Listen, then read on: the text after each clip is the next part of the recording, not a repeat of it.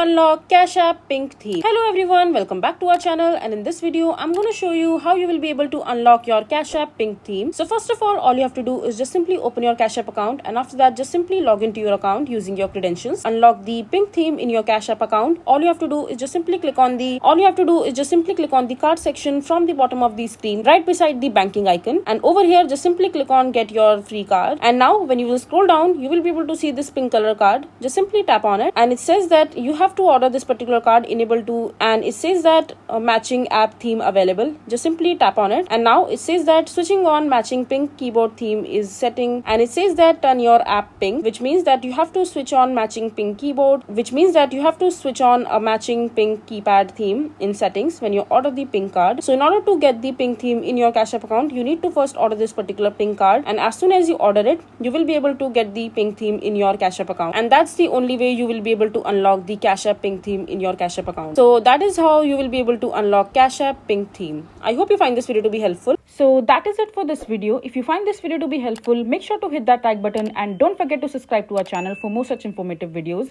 and I'll see you the next time.